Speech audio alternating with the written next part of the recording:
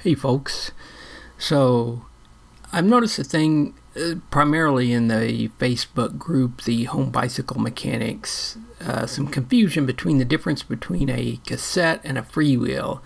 Keep seeing these posts about how do I remove this cassette, and it's a freewheel. So anyway, thought I'd make this little video on the difference between the two. So quick, down and dirty, easy way to know is if you ratchet the sprockets there backwards. The first one I did there was the cassette, and you can see that the center section moves with the sprockets. A freewheel, if you spin it, you can see the center section does not move with the sprockets. So yeah, let's just kind of run through some of the tools that you need.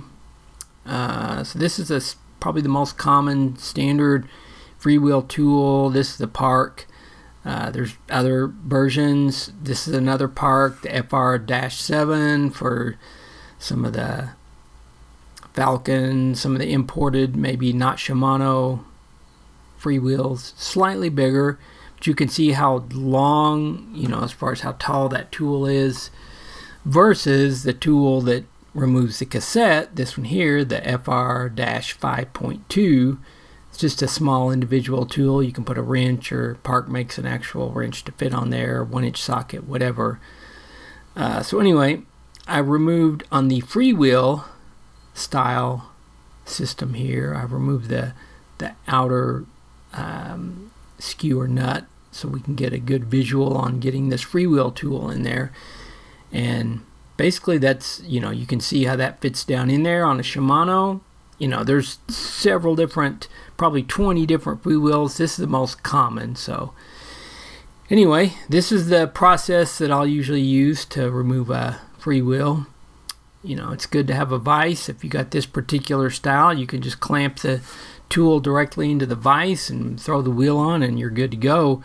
If it's like a 2-prong, 4-prong, some kind of weird little tool, you may want to run the skewer through to hold the tool on securely so it doesn't slip off. So really it's just a matter of, you turn it counterclockwise and the freewheel just unscrews from the hub.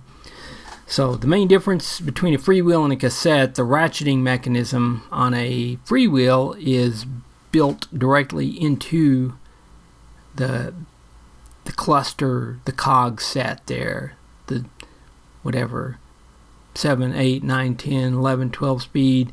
Most freewheels are going to be 7 speed and below. There are some 8-speed freewheels, kind of rare, but anything below, you can see it's basically like a freewheel hub is basically like a front hub. It's just threaded and it's got a long extension on one side. So put it back on, after you rebuilt it, you're swapping a new one, it just threads straight on. You want to get it nice and straight where you can thread it by hand, and then once you get it here, you can use the tool you used to remove it to cinch it a little tighter. You can use a chain whip like I'm using here. But honestly, you just put it on by hand, put the wheel on the bike, and then torque on it, pedal. It's going to tighten that freewheel. So that's the long and short of how to remove and install a freewheel. Cassettes are pretty simple as well, a little different. Requires a different tool set. So this one this is the tool I just use at the shop. It's got a handle built into the little end piece there. A little more about this here in just a bit, but anyway, the piece fits in. Then you're going to need something like a chain whip. There's a lot of different versions of these. This is a Park tool chain whip, but there's more economical versions. There's Park, the vice grip things. Unior makes something like little pins that fit onto the smallest cog. But anyway, once you remove the actual lock ring, off the standard cassette, you can just pull the whole assembly off.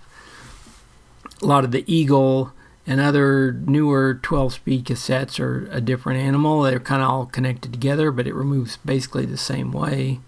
I've got videos. I'll put a link here at the end as far as for an Eagle 12-speed style or some 11-speed as well. But anyway, this is just a standard HG Shimano pattern, probably the very most common style of cassette. And there is a, if you look at all the splines, they're all basically the same, except there is at one point a wider gap and then a narrower spline, so that's, you know, the cassette will only fit onto the splines one particular way. And so yeah, I've got these guys on, pressed it on. There's a couple others, you know, there's several different ways. Some of them, a lot of the sprockets or the cogs are separate, some are mostly together, and maybe one extra one, so there's a lot of variety there. So, but the gist of it is the cogs will fit on, and then there's a lock ring that holds everything together there. And so you'll want to just tighten this guy down. You know, the one mistake a lot of folks make is not getting this torqued enough. If you look actually on the lock ring, it specifies to tighten this thing to 40 Newton meters. Same for SRAM, Shimano, Campy, whatever. They need to be tight. Especially if you have aluminum free hub body, those things will dig into that free hub body. So get it tight. This is the tool I used in the video. It's the Park FR-5.2H. It's got the handle on it. So anyway, hopefully you found this, if you're confused on this type setup, hopefully you found the video helpful. If you found some of these other videos helpful, subscribe if you feel like it. See you guys next time.